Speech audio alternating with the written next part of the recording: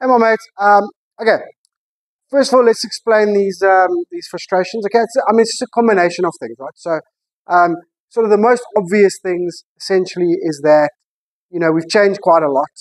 All right, we've changed the movement patterns quite drastically, and then we haven't really had a consistent sort of practice routine. Obviously, we've got a little sort of 2 week break and then a week break and then now another 10-day break. Okay, so um, combination of those two things most obviously is why, all right?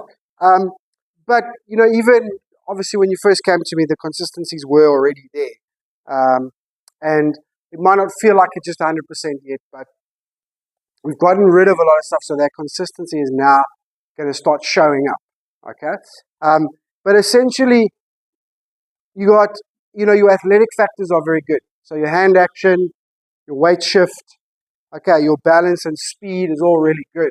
All right. Which in a way, if you don't swing the club correctly, can make it more difficult, certainly to be consistent, right? So we're trying to essentially neaten this thing as much as possible. And maybe I should have been more clear.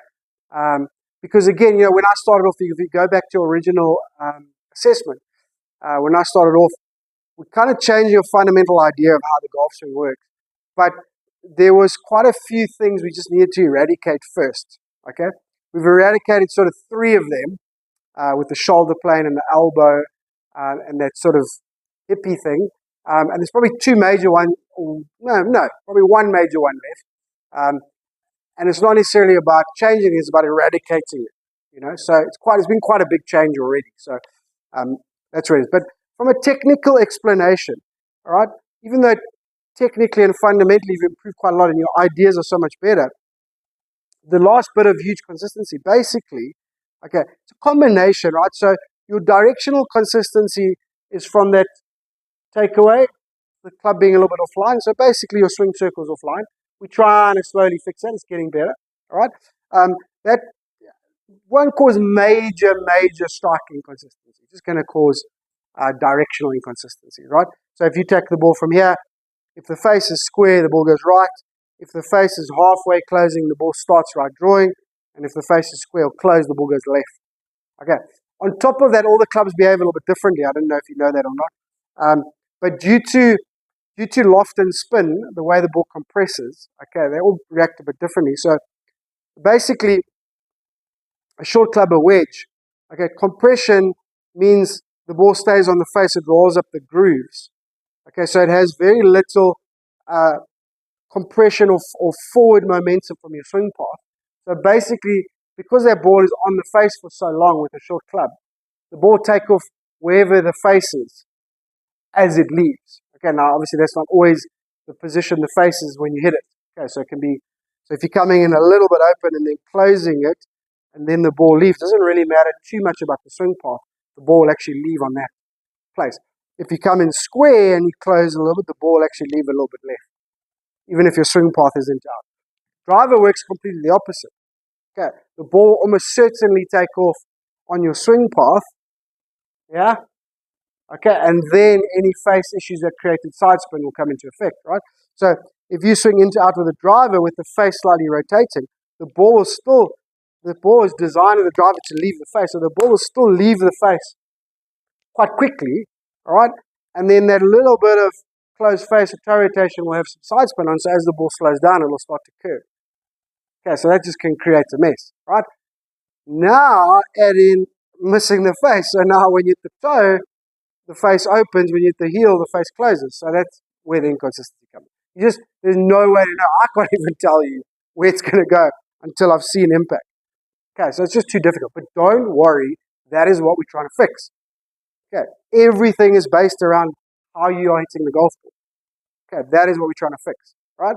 So we can settle now in this next few weeks or whatever. We can settle now into two main things, and we're just trying to get them correct. Okay, and basically what you're doing is obviously getting a little bit offline. So you go this way and flick. Okay, so that's going to cause most of the strike issues. Okay, and then the backswing is going to cause most of the directional issues. Okay, now it sucks that you have both. I get that. Okay, we just got to work through it. Okay, they're not related. They're obviously related because you only started swinging that way because of that backswing move. But effectively, they're not related. Okay, so we just got to work on it, right? So that is exactly how we're going to work for the next couple of weeks, and hopefully now start to see a bit of improvement, right? So what are you doing? Okay, so don't worry too much about the backswing. Backswing, what are you doing? You're going in, yeah, back out, and then flick the hands. This is how you're playing golf. Okay, and what we're trying to do is get that club head to work around our spine as neatly as possible. Hit the back of the ball without the face moving. Exit without the face moving, theoretically. Okay, so look at your chipping that I asked for with the center striking, and look how neat that little semicircle is with the face. That is exactly what we're trying to do. Now, it's just not easy, but it's exactly what we're trying to do. Okay, so that's why, essentially, it's so inconsistent, right? Okay, so what are you doing? We're focusing on getting this backswing a little more in line, and then basically getting there at impact, not there at impact. Okay, that's all we're going to be working on for the upcoming weeks. Okay, so start off again with that chipping drill. I love that. Okay, so just do, let's say, 10 of them, center striking, chipping drill. Okay, then leave that center striking there. Other way around.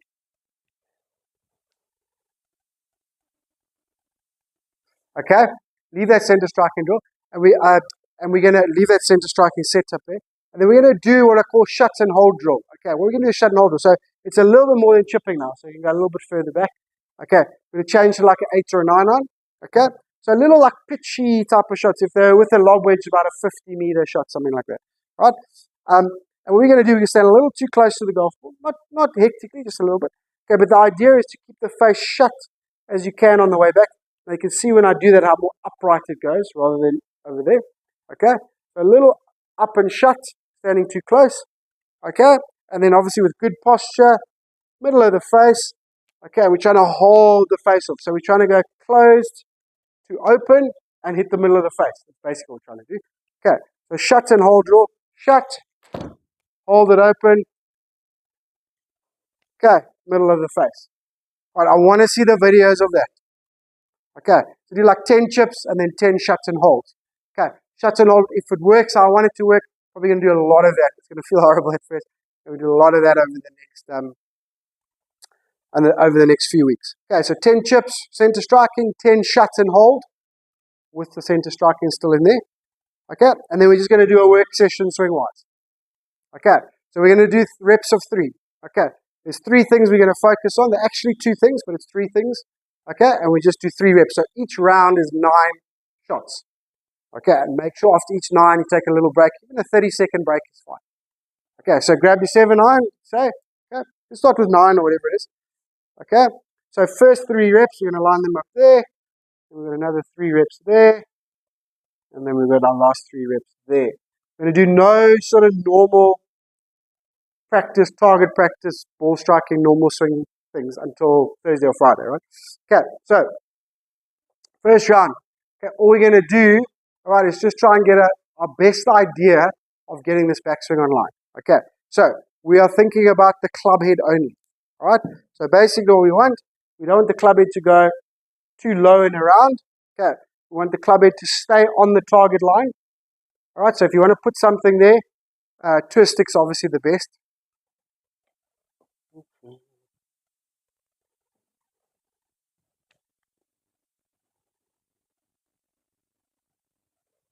Okay, so just parallel right of your target.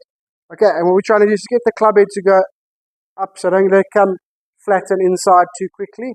Okay, up, all right, and then we're trying to set it parallel left of target. So it's going to be a little bit sort of deliberate and slow and contrived. Doesn't matter. Okay, I just want you to see if you can figure it out, right? So your backswing is currently there, exaggerating slightly, but that's what it is. We're trying to go up and set it there. Okay, again, exaggerating slightly, but that's the idea. Okay, we're going to not quite, but just straighten up that backswing a little bit. Okay. Relative to the club, That's what we're looking for. So here's where it will sit. The top of the swing. Okay. Parallel left. All right. You are there. So your club is setting across to the right. Okay. All right. So just do 3 of those. Don't worry too much. Just do them. Okay. And then set 2 and set 3 is completely based on posture at impact. Okay. So basically none of this. Okay. So those 3 there, you just practice on trying to keep your chest facing the golf ball. Okay, so make sure to impact your head and chest are not backing out. Chest facing the golf ball. If you do it correctly, I think you'll hit a few fat. This is an idea. Okay, and then the last 3 there, we're trying to feel that the hips stay back.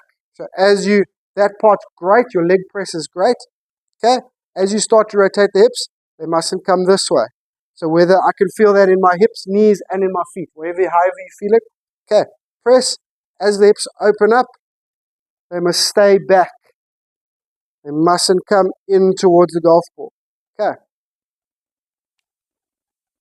Right, so first 3, get the backswing online, up and around, not under and across. Okay, second set, same club, chest over the ball, nothing else. Should have a follow through, a little bit something like that, if you force it. Okay, and then last 3. And then last 3 is hips must not come in. As the hips rotate, they must stay back. Okay, so that's your work. Video all of them. Okay, that last swing there, try and slow down, look for those things that I've just said. Where's the backswing? Where are the hips? Where's the chest? Okay, that's what we're building towards. Okay, reason we're building towards so we can be more consistent, so we can deliver the club there, not there. Okay, simple as that. Okay, not easy. Sorry, not easy, but simple as that. That's what we're trying to do. Okay, but now that we've eradicated some, we've got a little bit of direction and hopefully a little bit of routine now for the upcoming months. Okay, now we can hit this hard. We should see the results on video. We should start to feel the results in our strike and our ball flight.